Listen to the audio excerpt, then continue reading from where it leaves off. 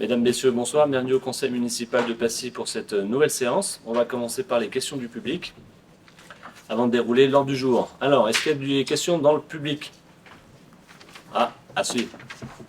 Monsieur Soudan, allez-y, vous avez la main le premier. Bonsoir. Bonsoir. Moi, c'est au sujet d'Arsène Poncet qu'on a inauguré l'année dernière avec les chasseurs alpins. Ouais. Sur la place de Parvis-des-Fils, est-ce que c'est prévu de mettre une plaque? Oui. Alors, en fait, dans le cadre de... en 1944, c'était une année importante. Il y a eu, malheureusement, j'ai envie de dire, pas mal de faits d'armes. Donc là, on va fêter les 80 ans cette année de pas mal de choses. Oui. L'assassinat du docteur Arnaud, il y a Arsène Poncet qui est prévu, puis on fera également quelque chose de commun avec la mairie Saint-Gervais-les-Bains concernant l'hôtel des Alpes, qui était le siège de l'occupant à l'époque, qui était sur le secteur de l'abbaye.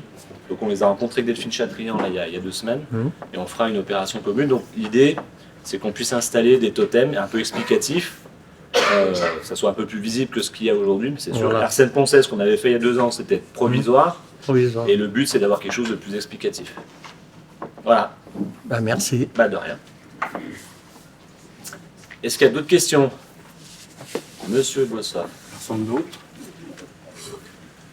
Au sujet des routes en France, vu qu'il y a eu beaucoup de routes qui ont eu des catastrophes, est-ce que la route qui monte à pleine joue, elle est contrôlée souvent? Oui. Alors en fait, la route qui monte à pleine joue, déjà, elle est du ressort du département. Et puis pas plus tard que cet après-midi, on était avec Jean Fontaine et Alain Roger, avec Jean-Marc Payex qui était là. On était en rendez-vous pour le projet de rachat du chalet de la Côte, à côté de Saint-Selmos. Donc vous savez, on va là le racheter pour relocaliser les pompiers, faire les ateliers municipaux et du département. On a fait un petit point d'étape justement sur cette route départementale qui nous pose souci. Il y a eu des problématiques au niveau du Nant, au-dessus des Jutes. Il y a toujours ce resserrement vers la ferme, là, au droit du chemin de la Résistance, qui est un problème. Les élus du département poussent depuis longtemps. Alors à l'époque, il y avait eu un projet assez ambitieux de la part de la précédente mandature, avec un gros lotissement et tout, qui nécessitait des gros aménagements. Mais aujourd'hui, nous, on a complètement laissé tomber. Donc on espère que le département pourra faire les travaux à ce niveau-là. Et effectivement, sur la partie haute, après le parking de Pracoutan, là, ils surveillent depuis 2 ans. Et des travaux sont prévus cette année, Jean, je crois. Normalement, les confortements, parce que là, le terrain descend fortement. Donc là, c'est prévu. Il descend de plus en plus. Ah ouais, bien sûr. Non, mais ça, c'est surveillé. Ils avaient mis des témoins depuis 2 ans maintenant, pour voir un peu l'ampleur du glissement. Voilà, donc le département devrait faire les travaux. Normalement, c'était prévu cet automne. Bon, il faut quand même vous rappeler qu'ils ont, à notre demande, mais ils ont fait assez vite la rénovation de la route de la Carabotte, qui était départementale, qui va nous être rétrocédée. Les glissières ont été posées, donc aujourd'hui elle est sécurisée. Donc ça permet quand même d'avoir un accès beaucoup plus confortable qu'à l'époque pour venir notamment sur le secteur du chef-lieu. Une autre question, les abribus sur Passy, comment ça se fait qu'il n'y a pas de banquette? Parce que l'autre jour je suis passé devant un abribus, une personne d'un certain âge était assise par terre, alors qu'à Salanches, à Saint-Gervais, il y a des banquettes dans tous les abribus. Et sur Passy, c'est rare. Alors ça tombe bien que le directeur des services techniques soit juste à côté de moi. Parce qu'à l'époque, le choix avait été fait de ne pas mettre de bancs dans les abribus pour ne pas favoriser les rassemblements. Les abribus, en fait, le financement s'opère par la région, et la compétence est de région et comme Pays du Monde. Non. Mais la commune a son mot à dire sur la réalisation de ces abribus. Donc, on a 2 modèles d'arrêt-bus qui ont été proposés par la région. On va les déployer progressivement sur le territoire. Il y en a où il n'y a rien, il n'y a pas d'arrêt-bus. Donc on va en mettre, et avec des assises, bien entendu. Je suis tout à fait d'accord avec vous. En plus, pour le moment, c'est généralement des personnes âgées qui prennent le bus, et si elles ne peuvent pas s'asseoir, c'est pas normal. Et comme on favorise de plus en plus à prendre le bus, il vaut mieux équiper les abribus. On est tout à fait d'accord. Il y avait eu le cas à l'époque, au début on était élu sur le plateau d'Assy, je m'étais fait interpeller par une dame, elle avait tout à fait raison. L'arrêt de bus qui est devant le square où il y avait l'ancien office du tourisme, qui est désormais le square Tobé, et ben là il n'y a pas de banc à ce niveau-là. Voilà. Et la troisième, c'est, j'ai lu l'article que vous avez fait avec Fred Amonneau sur le Messager. C'est lui qui a fait l'article. Oui, mais vous en avez parlé aussi, sur les incivilités. Et je sais que normalement, vous êtes en train de faire le bulletin municipal. Et ça y est, il est parti à l'impression. Ah, il est parti? Et vous avez mis en gros sur les incivilités qu'il y a en ce moment.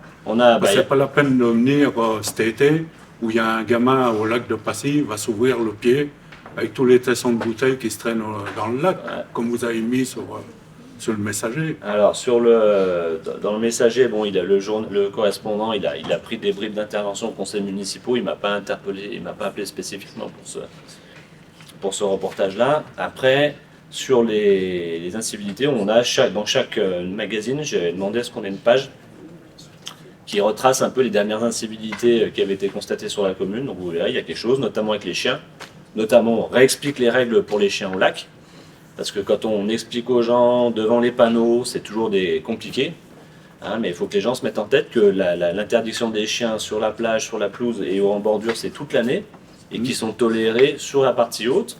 C'est Patrick Colibet qui avait fait ça à l'époque parce que les chiens étaient totalement interdits. Je trouve que c'était un bon compromis. Mais il faut que les gens jouent le jeu aussi. Voilà. Le lac aujourd'hui, il est encore pas entretenu et nettoyé. Quand les saisonniers attaqueront, donc je crois que ça va être en mai ou juin, non, juin, je sais plus. 15 mai. Bon, ben voilà. Là, on aura un meilleur niveau de nettoyage du secteur. On est d'accord. Voilà. Mais c'est pas acceptable. Ouais, c'était l'occasion d'en profiter pour mettre en grand sur le bulletin municipal ces incivilités. Et voilà, elles pèsent et elles coûtent cher. Et c'est ce qu'on rappelle dans le magazine. Et en temps de travail pour les équipes voiries.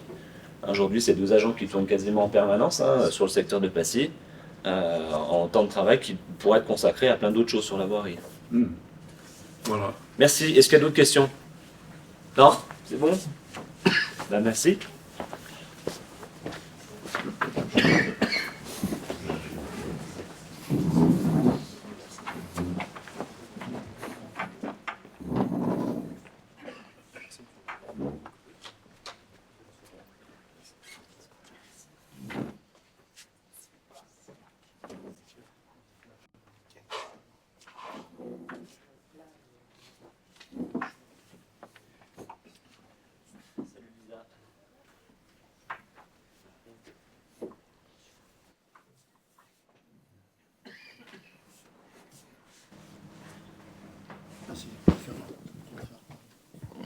Allez, il est 19h08. Je déclare la séance du conseil municipal ouverte. J'atteste que les convocations ont été envoyées dans le respect de la légalité. Et je vais renouveler au nom du conseil municipal les condoléances aux familles qui ont été endeuillées récemment.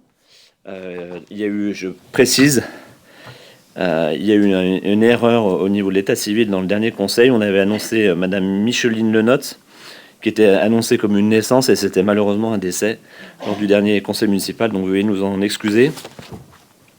Les décès donc parus dans la presse récemment au mois de mars.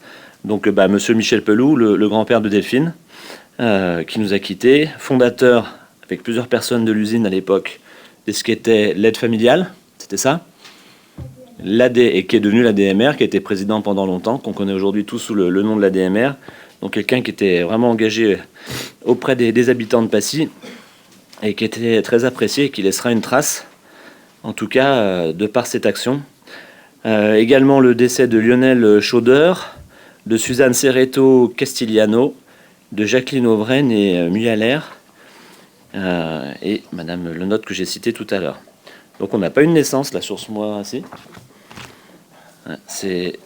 Non, mais le taux de natalité est en chute libre. Pardon ? Ouais, il y en a qui ne souhaitent pas être diffusés.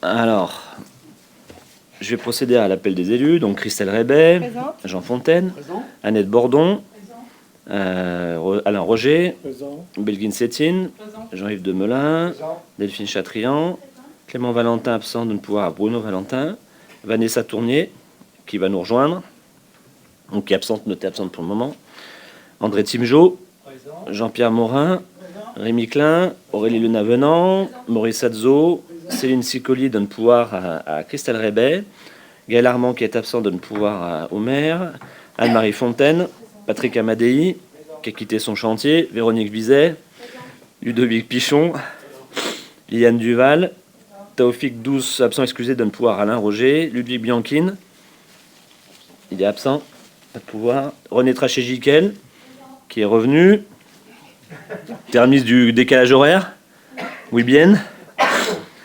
Bruno Valentin, Fabrice Papet, Fabrice Dugerdil, Patrice Satruse, Marie-Charlotte Aubry, absente excusée, donne pouvoir à Jacques Sartelet et Jacques Sartelet.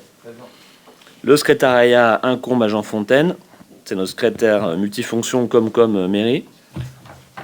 Et on va passer à la première délibération. Donc je vous demande d'approuver la délibération numéro 1, donc qui est le compte-rendu du conseil municipal du 29 février. Est-ce qu'il y avait des remarques, des modifications par rapport à ce compte-rendu? Non, pas de remarques. Est-ce qu'il y a des oppositions? Est-ce qu'il y a des abstentions? C'est bon, Fabrice? Non, t'avais un... Fabrice Papet?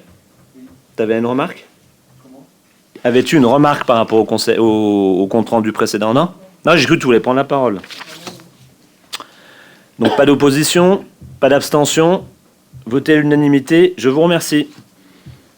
Alors, délibération numéro 2, elle concerne le conseil municipal des enfants. Je vais laisser la parole à Annette, Jacques et puis les enfants concernés. Allez-y, vous avez mis le micro ?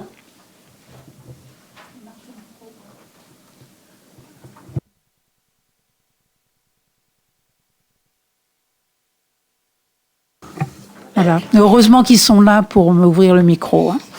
Je voulais simplement répéter le texte de loi pour que vous compreniez bien pourquoi ils sont là et pourquoi ils vont vous présenter cette délib. C'est qu'ils ont été élus pour le conseil municipal des enfants et ce conseil est consultatif.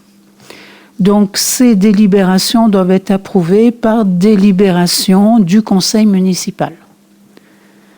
Alors, ils l'ont écrit avec Belguine et je leur laisse la parole. Le conseil municipal des enfants souhaite pouvoir se promener dans les bois de l'usine de côté de la salle des cités-jardins dans un environnement sans déchets et préserver le site en sensibilisant au recyclage. À cette fin, le conseil municipal des enfants organise une matinée de ramassage des déchets le 6 avril, suivi d'un goûter. Pour la bonne organisation de cet événement, plusieurs services sont sollicités. Le CITOM, donner des informations sur le ramassage des déchets en début de matinée, donner des informations sur comment faire le tri des déchets ramassés.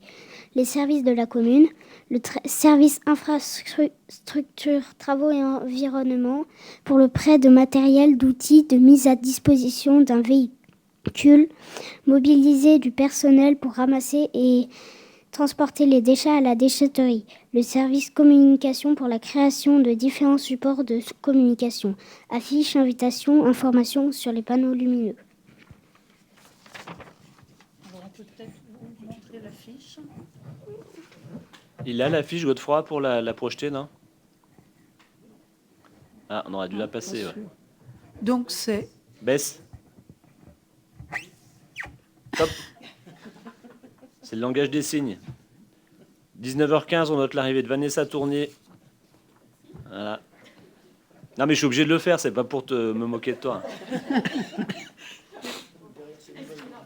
Ouais. Et donc, simplement pour vous dire que le graphisme, c'est le service communication et on va conserver le même type de graphisme pour toutes nos actions. Très bien. Est-ce qu'ils peuvent nous donner leur nom, ces charmants conseillers municipaux? Juliette Boisverguerin. Et toi? Robin Duquesne. Super. Ok. Eh ben bravo, beau travail, merci. Donc on se donne rendez-vous le 6 avril. Ah ouais, c'est moi qui dois dire ça? Ah, vas-y, Jacques, vas-y. Vas-y, demande si... Ah, vas-y. Vous avez des questions à poser? Vas-y, réponds.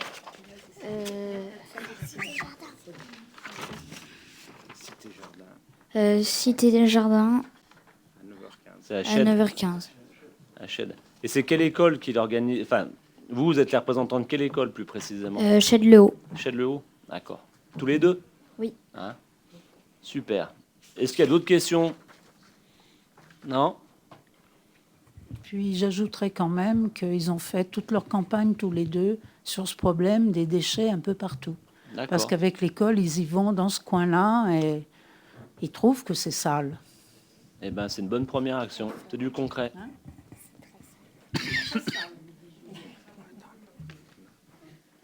Alors vas-y, tu mets au vote. Le conseil municipal est invité à voter. Approuver le projet de matinée de ramassage des déchets au bois dans le secteur des nids. Solliciter le CITOM pour participer à cette matinée ramassage de déchets. Des déchets. Autoriser l'intervention des services municipaux à cette matinée de ramassage des déchets. Dire que les crédits sont prévus dans le budget communal. Bon, Alain, il a prévu les crédits pour le goûter. Hein. Alors, est-ce qu'il y a des oppositions? Est-ce qu'il y a des abstentions? Eh bien, votez à l'unanimité. Bravo, merci à tous.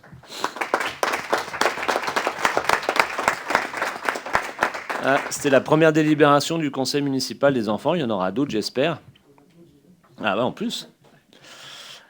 Bravo, merci. Allez, on passe à la délibération suivante. Alors, une fois n'est pas coutume, d'habitude, Jean-Yves, il attend toujours la fin pour... Mais là, on avait peur qu'il s'endorme, donc on le fait commencer tout de suite. Non, mais pour une fois, il ne s'agit pas des ressources humaines. Quoi qu'il y en a derrière. Bon, voilà. Donc, adhésion à l'Association nationale des élus de la montagne. Bon, c'est un renouvellement d'adhésion à l'ANEM. Donc, l'ANEM, sa mission, c'est de soutenir les collectivités et les élus dans le choix d'aménagement du territoire et voire même également de son économie. Donc l'Association nationale des élus de la montagne, l'ANEM, créée en 1985, représente les collectivités de montagne auprès des pouvoirs publics pour obtenir la mise en œuvre d'une politique de développement de ces territoires, comme l'engagement en a été pris dans la loi montagne. La loi montagne qui a été créée également en 1985. L'ANEM travaille par ailleurs avec toutes les associations d'élus, ainsi qu'avec tous les organismes associatifs et socio-professionnels de la montagne et contribue à assurer la synergie des efforts, jouant ainsi un rôle pivot pour fédérer les montagnards et défendre l'avenir des territoires et des populations de montagne. Donc la commune étant classée en zone montagne, son adhésion à l'ANEM est possible. Donc l'adhésion donne lieu à une cotisation annuelle comportant une part fixe et une part variable, qui est en fonction de la population et du nombre de résidents secondaires. Donc la cotisation s'élève à 1 850,80 € pour 2024. Avez-vous des questions? Donc on peut passer au vote. Non, il n'y a pas eu de... Alors juste une précision. En fait, l'ANEM, Passy est adhérent depuis le mandat d'Yves Tissot. Yves Tissot qui avait été le suppléant de Marcel Sadi à l'époque, qui était le député et qui a été en tant que député président de l'ANEM. Donc l'ANEM, il faut savoir qu'il y a plusieurs associations qui regroupent les élus de la montagne en France. Il y a la NMSM, c'est plutôt les stations de montagne, il y a l'ANEM. Et la particularité de cette association-là, c'est qu'elle est apolitique. C'est-à-dire quand le président est d'une tendance, le secrétaire général, donc le numéro 2, donc si le président est de droite, le secrétaire général est de gauche et vice-versa, ce qui permet d'être un interlocuteur non partisan auprès des différentes instances gouvernementales. Et ils interviennent notamment sur la rédaction de décrets, sur toute la partie réglementaire, et ils représentent l'ensemble des communes. Donc chaque année, il y a un congrès, bien entendu, où un ministre est invité, et ils essayent de faire avancer la réglementation.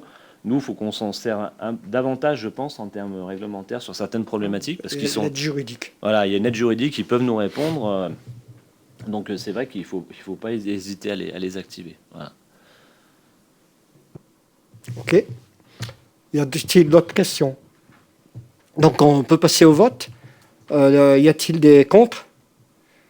Des abstentions? Merci. Adopté à l'unanimité. Merci Jean-Yves. Allez, on passe sur l'aménagement du territoire. Avec Christelle, on continue le déploiement des baux pour l'agriculture. Exactement, on continue. Donc là, c'est pour 4 baux qui concernent 3 agriculteurs.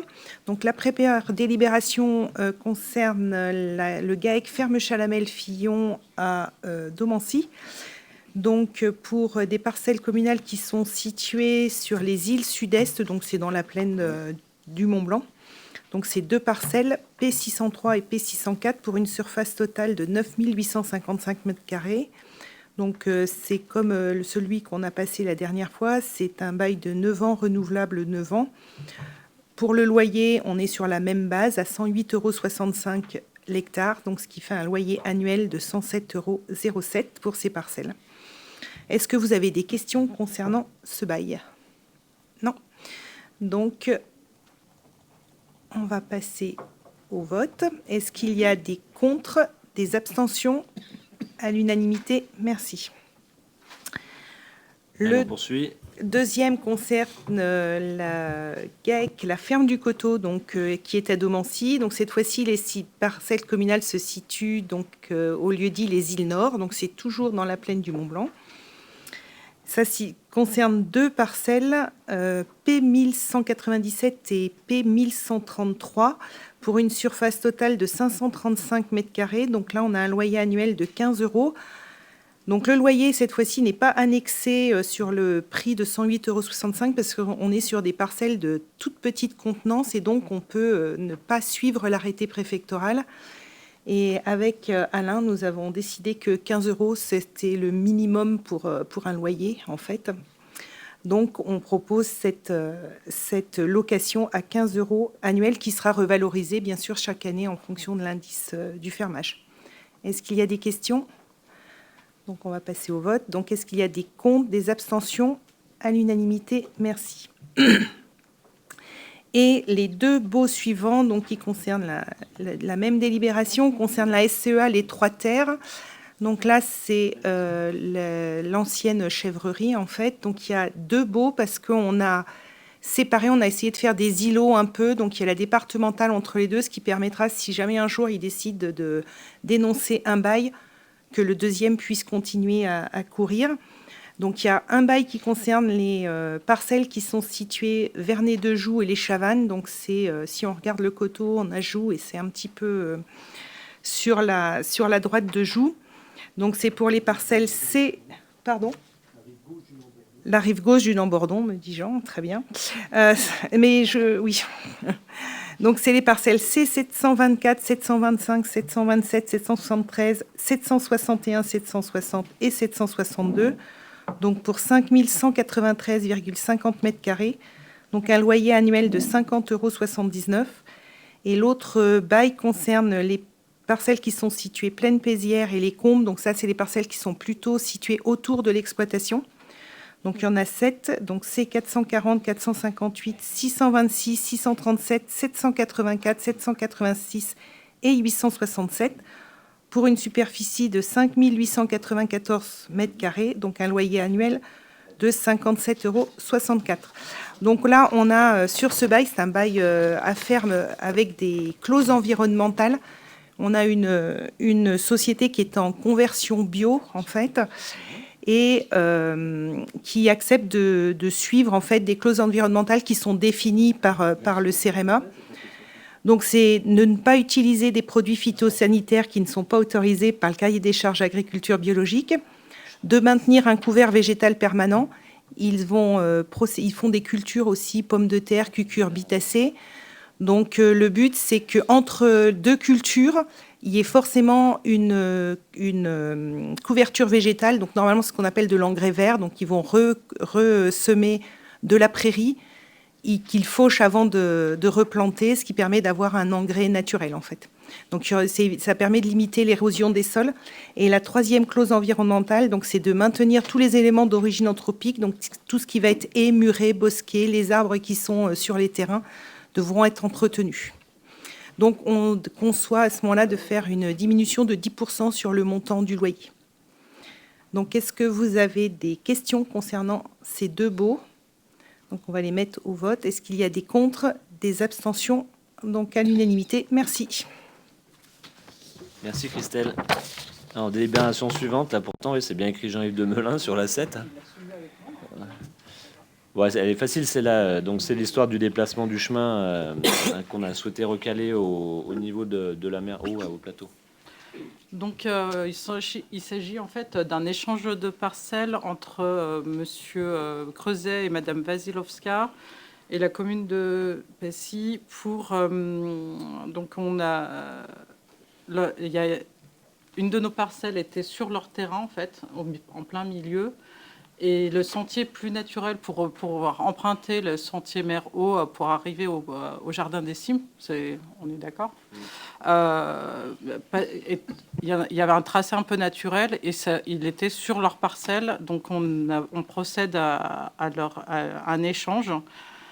Alors je l'ai pas préparé, mais alors la commune a 209, non, nous on avait quoi, 27 mètres carrés. Contre la parcelle, eux, ils avaient 200. La parcelle qui nous appartient fait 27 mètres carrés, mais elle était en zone constructible, donc avec une plus grosse valeur vénale. Et eux, ils avaient une parcelle de 209 mètres carrés qui était en zone naturelle. Donc, on a convenu pour un échange. Voilà. Est-ce qu'il y a des questions ? Jean-Yves va peut-être nous dire pourquoi on a remis le chemin à cet endroit-là. Oui, en fait, l'idée était venue surtout de créer un sentier reliant le plateau d'Assy au jardin des cimes, en évitant de passer sur la départementale. Donc c'était surtout un problème de sécurité. Ensuite, comme vous pouvez le voir, la flèche, elle indique le sentier cadastré passait tout proche de l'habitation, donc de la part de la maison des propriétaires. Et on avait uniquement ce tracé, donc le chemin rural. Donc l'idée, c'était de faire un substitut, et nous, de s'écarter au plus de la maison, d'être au plus proche de l'usine. Du coup, on prenait sur leur parcelle, et nous, on cédait cette partie-là. Voilà, c'est un échange. Et ça nous arrange aussi par rapport à l'usine qui est pour l'entretien des cours d'eau. Exactement. C'est une belle délibération à deux voix. Ouais, n'est-ce pas ? On peut passer au vote ? Tu notes bien que c'est Belguine qui a rapporté. Il y a trop de focus, monsieur Carin, on voit rien. Il faut dézoomer. Là, oui. Ouais.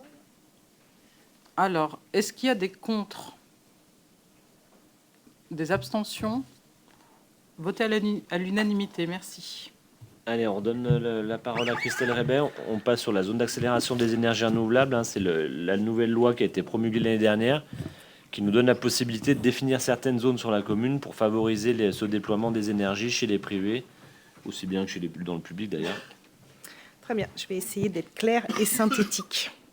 Donc effectivement, comme le disait le maire, c'est la loi du 10 mars 2023 qui est relative à l'accélération de la production d'énergie renouvelable, qui vise à accélérer le développement des énergies renouvelables de manière à lutter contre le changement climatique et à sécuriser l'approvisionnement de la France en énergie. Donc l'article 15 de cette loi introduit dans le Code de l'énergie un dispositif de planification territoriale et qui est à la main des communes, qui permet donc à chaque commune de définir la quantité d'énergie qui est potentiellement productible sur son territoire. Donc les communes ont été appelées à définir pour chaque type de production d'énergie à partir de ressources renouvelables des zones qui sont propices à cette production. À l'intérieur de ces zones, pour chaque énergie définie, les porteurs de projets pourront bénéficier de mécanismes incitatifs, donc des mécanismes financiers. Donc il était proposé, tout du moins intuité, que ce serait les porteurs de projets pourraient vendre leur électricité plus 15% par rapport à un prix de base de marché. Ces zones, il faut comprendre, ces zones ne sont pas des zones d'obligation, sauf pour celles qui sont déjà définies par la loi, notamment les ombrières sur les parkings et sur les grandes surfaces, et puis sur les grands bâtiments qui vont être construits. Donc ce n'est pas parce qu'on définit une zone de production d'énergie photovoltaïque que les propriétaires, en nouvelle construction ou en rénovation, ont une obligation de faire de la production photovoltaïque. Cela n'exclut pas non plus le fait qu'il y ait des projets en dehors de ces zones. Simplement, les porteurs de projets, les producteurs ne bénéficieront pas du mécanisme financier. Ça n'exclut pas non plus qu'il faudra que toutes les autorisations et permis soient en ordre, en fait, au moment où les constructions seront faites. Voilà. Et donc, ces zones ont été définies en comité consultatif au mois de décembre. Donc, il y avait donc dans le comité consultatif, il y a des élus et des citoyens. Et on a diffusé ces cartes via la population, via les réseaux sociaux. Et il y a eu un registre aussi qui a été mis en mairie. Il y avait des appels à la population de pouvoir intervenir sur les panneaux à messages variables, donc ça, pour pouvoir qu'ils puissent faire leurs remarques. Ça a été diffusé du 7 au 20 mars 2024. Et sur le site de la mairie aussi. Et à Passy Accueil. Et en mairie. Voilà. Donc les zones proposées sont les suivantes. En ce qui concerne l'énergie solaire en toiture, donc pour le photovoltaïque et le thermique, il est proposé d'inclure l'ensemble de la commune de Passy dans ce zonage. Pour l'énergie solaire en ombrière, donc photovoltaïque et thermique, il est proposé d'inclure la zone dite du Crassier de la Frasse, la friche industrielle du Clos des Bioles, les zones de parking du lac de Passy, et puis les bâtiments et les parkings qui sont contraints en fait de prévoir cette installation de panneaux solaires ou d'ombrières qui sont définis par la loi climat et résilience. Pour la production de biogaz et de biométhane, il est proposé d'inclure les périmètres de l'usine SGL Carbone, de l'unité de valorisation de Passy, de l'aire de régulation de la TMB, de la station d'épuration de Passy, ainsi que des terrains qui sont situés dans la plaine de Passy. Pour l'éolien, il est proposé de ne pas créer de zonage. L'hydroélectricité, il est proposé d'inclure une bande de 50 mètres autour de chaque côté, de chaque rive des cours d'eau suivants, donc l'Ugine, le Nant-Bordon, le Nant-de-Bouze, le Nant-Cruy, le Nant-Giblou et l'Arve. En ce qui concerne la géothermie, il est proposé de cibler tous les espaces en plaine, mais d'exclure les zones de coteaux, parce que c'est des grosses zones à risque de glissement de terrain et qu'il y a déjà eu des cas précédents où les forages ont provoqué des glissements de terrain. Pour la biomasse et la bioénergie... Comme Chérie.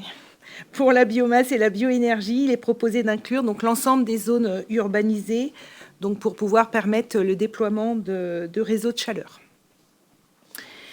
Sur les étapes suivantes, donc là, ces zonages, une fois qu'on les aura votés, si on les vote, seront transmis au référent préfectoral du département de la Haute-Savoie. Les services de la préfecture vont donc les étudier. Et il faut savoir que chaque commune, l'État a défini pour chaque commune une quantité minimale d'énergie renouvelable potentiellement productible. Si les zones que l'on propose sont supérieures à cette quantité minimale, à ce moment-là, on pourra aussi définir des zones d'exclusion totale pour certaines énergies. Alors, on a pas mal parlé en comité consultatif, c'est par exemple de dire on ne veut pas d'éolien sur la commune de Passy. Mais il faudra qu'on respecte cette norme-là. Si on est en dessous, l'État reviendra vers nous pour qu'on revoie notre copie, pour essayer de nous inciter à ce qu'on propose plus de zones. Vu les zonages qui sont faits, je pense qu'on n'a pas trop de soucis à se faire. Je pense qu'on va être largement au-dessus des minimaux qui sont prévus. Voilà, donc l'objet de la délibération, c'est de définir donc, comme zone d'accélération des énergies renouvelables de la commune les zones figurant en annexe de la présente délibération, de valider la transmission de la cartographie de ces zones au référent préfectoral et de valider le principe de l'intégration de ces zones dans le plan local d'urbanisme de la commune. Est-ce que vous avez des questions concernant... Oui, Jacques. Juste une question, pourquoi c'est pas obligatoire sur les nouvelles constructions, le solaire ? Pourquoi ? C'est pas obligatoire, mais peut-être que ça le devrait l'être, effectivement. Mais il n'y a pas d'obligation, sauf pour donc ce qui est défini pour les grands bâtiments, les grandes toitures. Donc ça, c'est défini par la loi climat et résilience, en fait.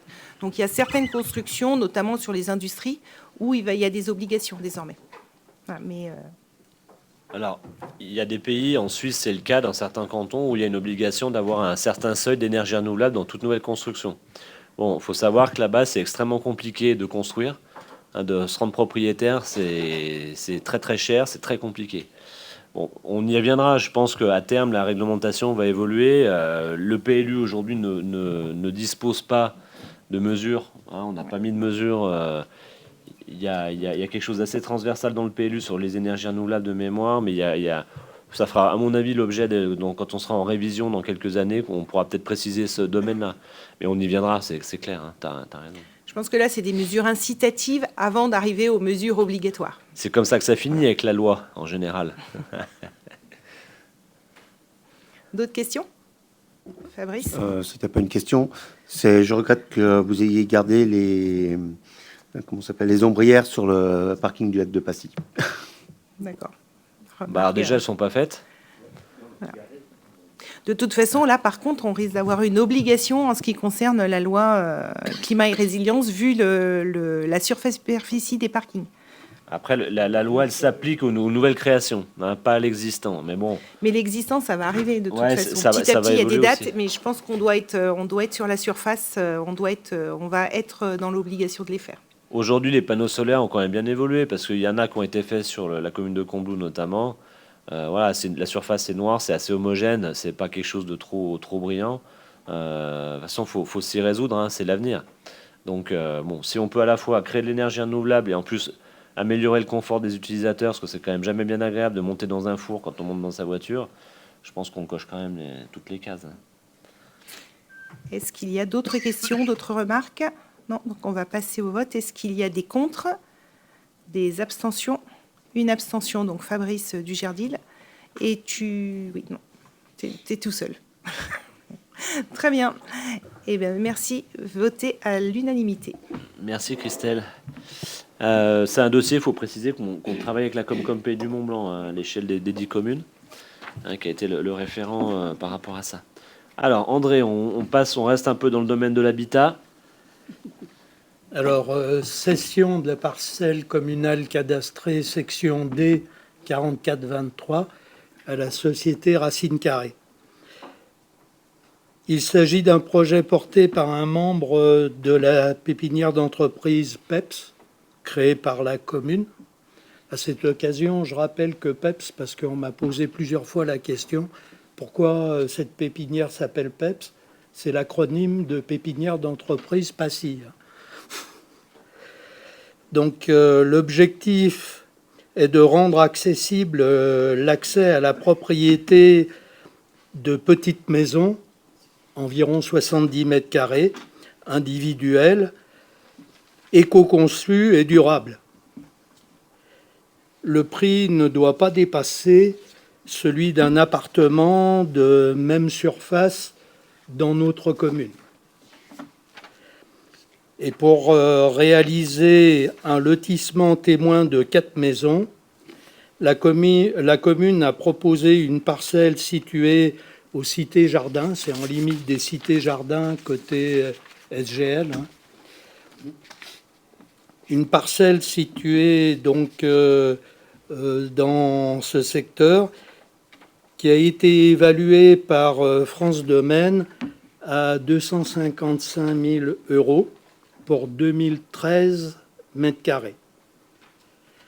Et la commune, pour réaliser ce projet, souhaite céder cette parcelle à ce prix à la société Racine Carrée qui a donné son accord. Est-ce que vous avez des questions ?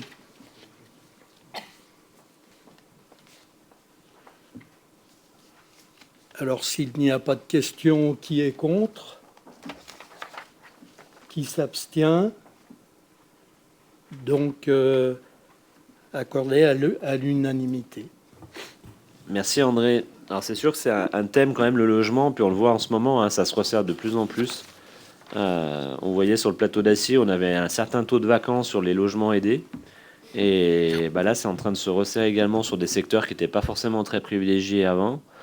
Et donc c'est bien qu'on puisse aujourd'hui explorer de nouvelles solutions à proposer à de futurs acquéreurs avec des solutions de qualité, mais qui restent dans un périmètre, en termes d'une fourchette de prix, qui reste encore accessible.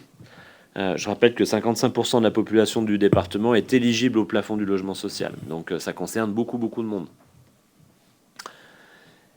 Très bien, merci. Belguine.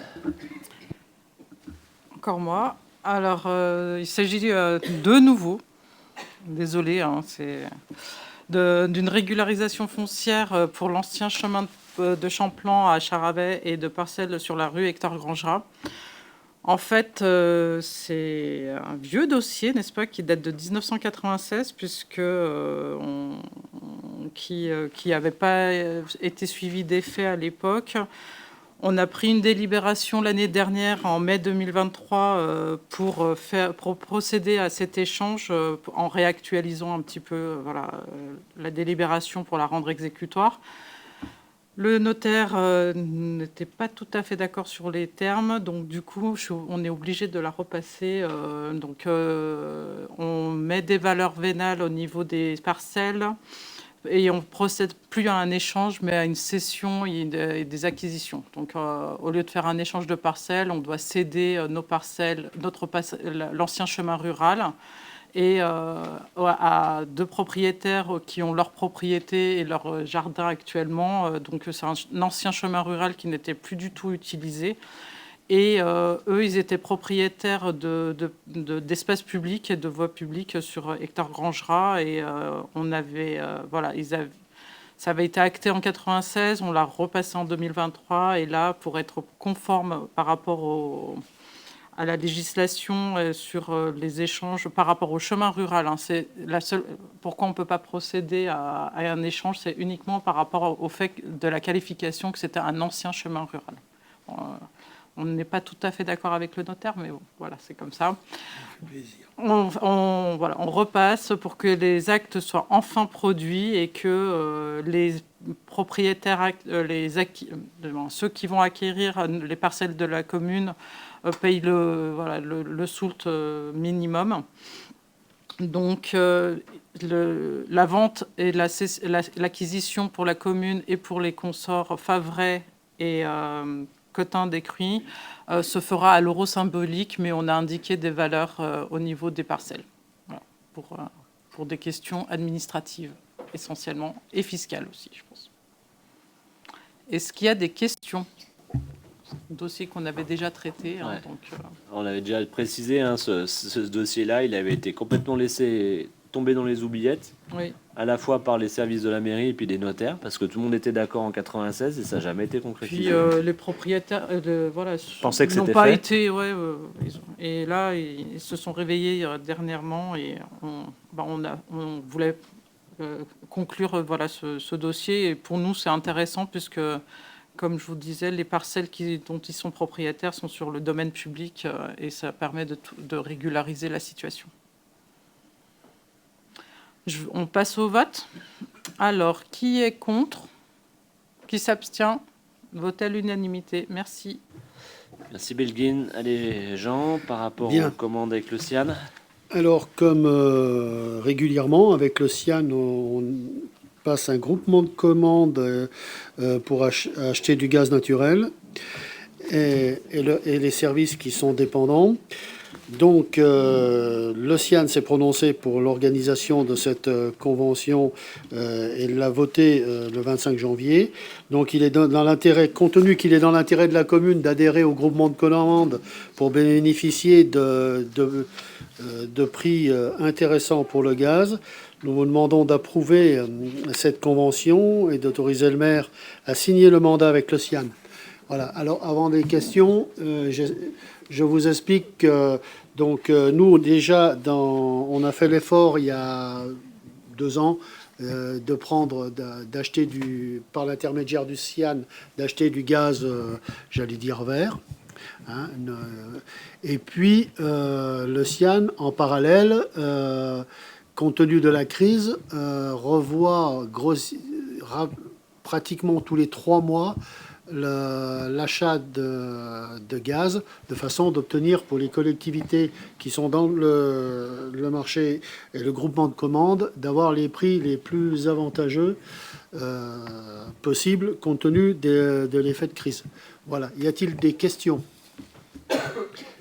Non, pas de questions. Donc on passe au vote. Qui est contre ? Qui s'abstient? Donc unanimité. Merci.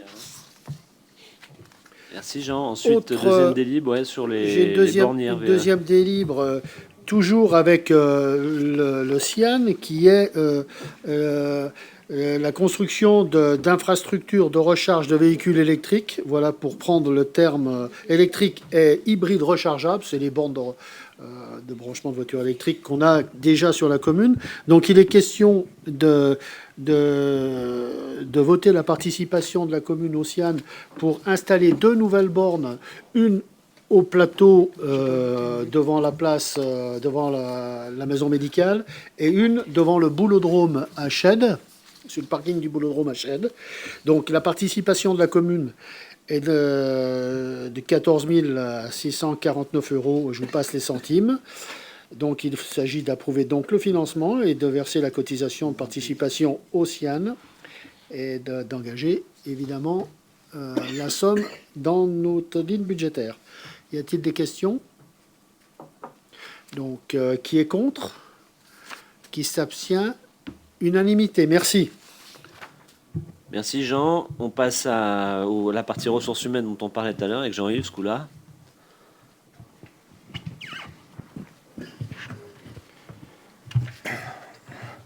Donc oui, délibération numéro 13, modification de 2 postes techniques et création d'un poste permanent au sein des services infrastructures et travaux et environnement. Donc là, c'est suite à un départ à la retraite et une démission donc dans le service voirie, y compris donc le service sentier-montagne. Et donc, c'est de modifier ces 2 postes.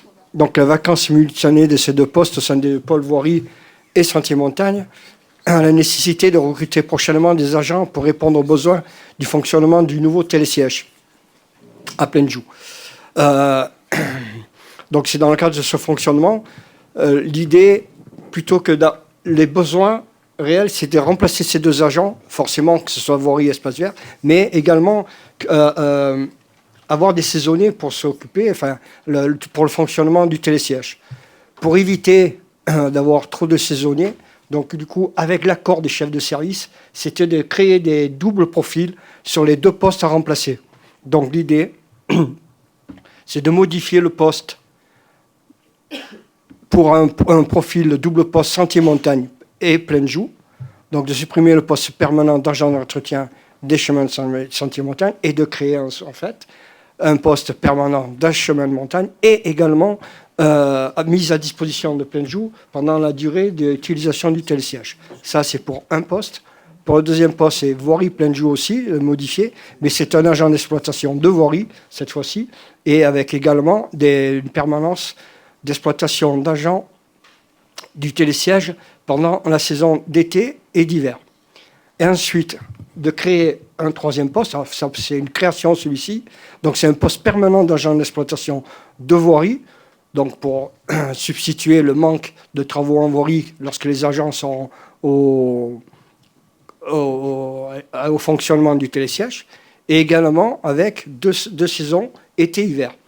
Donc ceci, il faut savoir que ça permet un gain de saisonniers. Finalement, ces 2 postes de remplacement et ce poste de créer, on avait un montant qui avait été évalué. Donc, il faut savoir que malgré la création d'un poste, on était à 149 000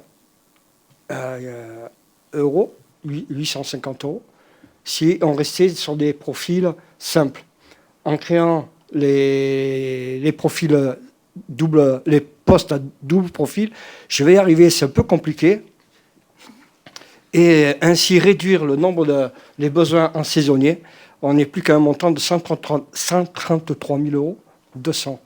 Voilà, ça a été la raison pour laquelle nous avons fait ce choix, plutôt que d'encore augmenter le poste du budget 0,12 du personnel. Voilà.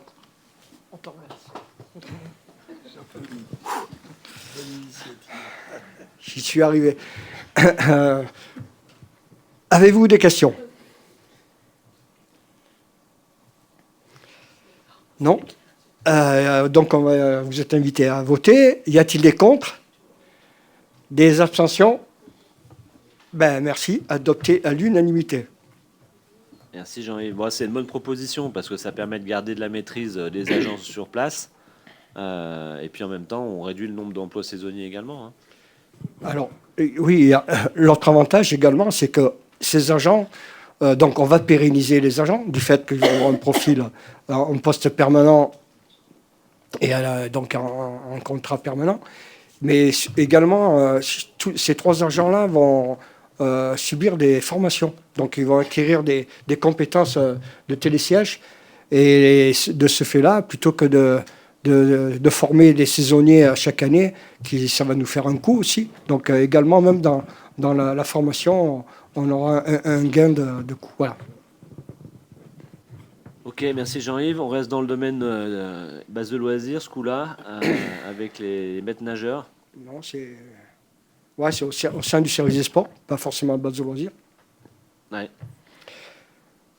Donc ça, c'est modification d'un emploi non permanent de maître nageur sauveteur dans le cadre d'un accroissement saisonnier d'activité ou temporaire.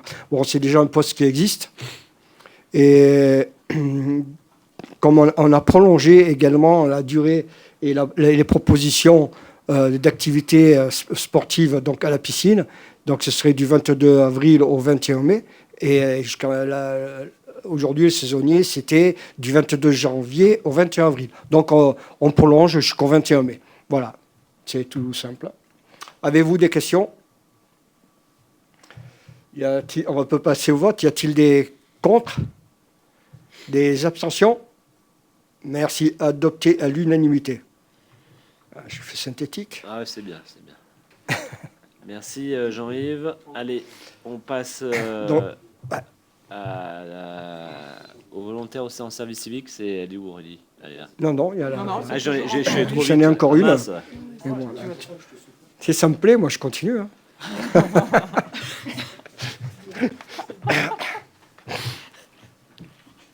Création d'un emploi non permanent au sein des affaires culturelles dans le cadre d'un accroissement temporaire d'activité. Bon, là, c'est suite à un congé maladie qui malheureusement se prolonge pour un agent. Donc, et surtout afin d'assurer le programme culturel et événementiel. Donc, nous sommes tenus de créer un poste non temporaire. Donc, pour remplacer cette personne, le temps de voir la suite, quoi. Donc voilà, dans le cadre de la saison culturelle, il convient de créer un poste non permanent d'accroissement temporaire d'activité pour répondre aux besoins du service. Donc, et ce, du 1er avril 2024 au 30 septembre 2024. Avez-vous des questions? Donc, on peut passer au vote. Y a-t-il des contre? Des abstentions? Merci. À adopter à l'unanimité. Alors là, je passe la main à Vanessa. Ouais, merci Ou Jean-Yves. plutôt le micro. Allez, Vanessa avec ses nouvelles lunettes. Merci Jean-Yves. Oui, ce sont de nouvelles. Mais oui, ce sont des nouvelles lunettes. Merci. Merci. Voilà. Alors, accueil de personnes volontaires en service civique. Pour être plus précis, accueil de jeunes volontaires en service civique, en fait. Parce que le service civique s'adresse aux jeunes âgés de 16 à 25 ans, élargi à 30 ans pour les jeunes en situation de handicap, sans condition de diplôme, qui souhaitent s'engager pour une période de 6 à 12 mois auprès d'un organisme à but non lucratif, donc ça peut être une association, ou une collectivité locale, un service public. Et c'est un dispositif qui est codifié dans le Code du service national. On n'est pas sur un contrat de travail. Ce dispositif, plutôt cette démarche s'inscrit dans la volonté de la collectivité dans le cadre du développement de notre politique jeunesse. Et c'est très chouette parce que du coup, ça nous permettre de proposer des projets, des actions complémentaires à ce qu'on propose déjà sur la commune. Alors, au niveau de la délibération, il y a pas mal de détails sur le type de mission et sur les coûts que ça peut engendrer pour la collectivité. Je ne sais pas si vous avez des questions. Est-ce que vous voulez que je rentre plus dans les détails ?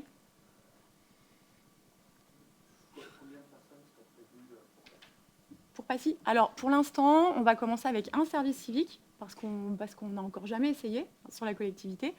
La première mission on va dire qu'elle est en cours d'élaboration. Ce sera le service éducation jeunesse qui va commencer, qui va piloter. Donc, pour chaque service civique, il faut un tuteur. Donc, autant de tuteurs par service civique, hein, forcément. Donc, on va commencer doucement. Et puis voilà, on va commencer doucement. Voilà. S'il y a d'autres questions? Non? Ok, du coup, en fait, cette délibération, elle a surtout pour objet d'autoriser Monsieur le maire à déposer une demande d'agrément, du coup, pour la commune auprès de l'agence de service civique. Donc, si vous en êtes d'accord, on passe au vote. Y a-t-il des abstentions? Des contre? Vote à l'unanimité, je vous remercie. Merci Vanessa. Moi, c'est un bon système parce que ça permet quand même l'intégration républicaine d'un côté, de tendre la main à des jeunes qui ont envie de faire quelque chose voilà, pour la société. Et puis, ça n'a pas un coût énorme pour les collectivités. Donc, c'est donnant-donnant, c'est gagnant-gagnant parce que ça peut aussi, sur des missions, déboucher sur un emploi éventuel après. Hein. Complètement. Et puis, alors, on s'adresse vraiment sur des jeunes entre 16 et 25 ans. Donc, autant sur des missions, sur la découverte du monde du travail, on va dire, pour ceux qui ont 16 ans, mais aussi sur aller un petit peu plus en profondeur sur certains cursus scolaires et sur des projets de jeunes, ça va quand même jusqu'à 25-30 ans. Donc, on a vraiment tous les profils possibles. Très bien, merci. Alors, c'était la dernière délibération. L'ordre du jour est épuisé. Est-ce qu'il y avait des questions orales? Il n'y a pas de questions orales de la part des groupes d'opposition. Donc, je vais vous lire les communications de décision du maire qui sont consultables au secrétariat général. La décision 19-24, rénovation énergétique du centre culturel municipal de Passy, lot 8 serrurerie. Alléluia, on va enfin pouvoir commencer. Donc, c'est la société SARL Roguet Serrurerie basée à Saint-Pierre pour 14 000 € hors taxe.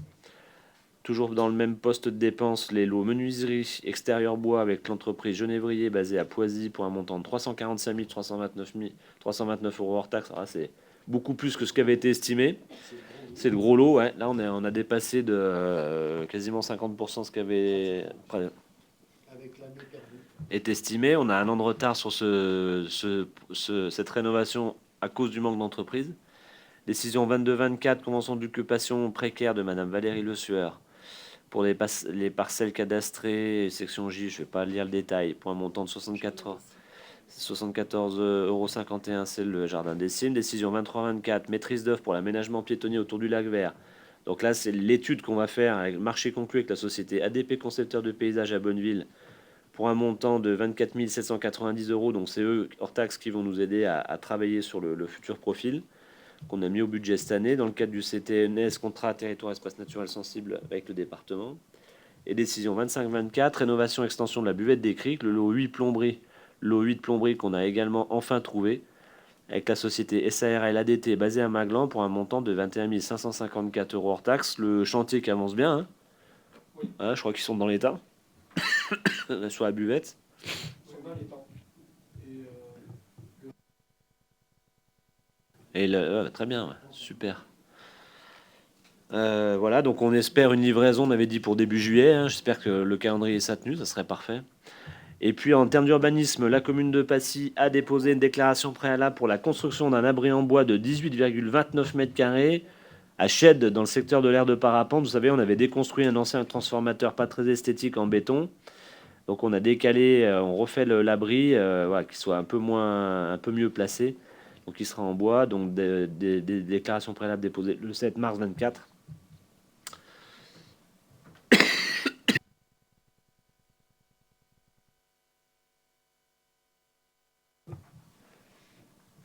Non,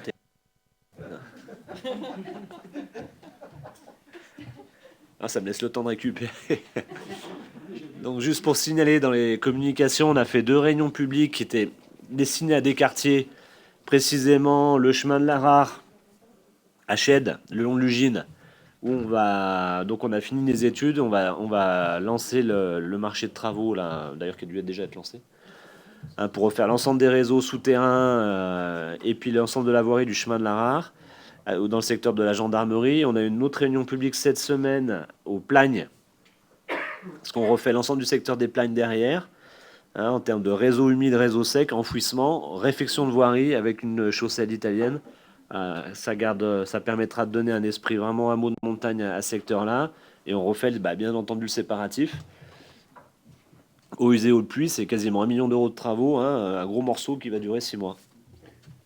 Et l'ambition pour ces deux chantiers, c'est de les commencer dès cet été, puisque la consultation d'entreprise va partir.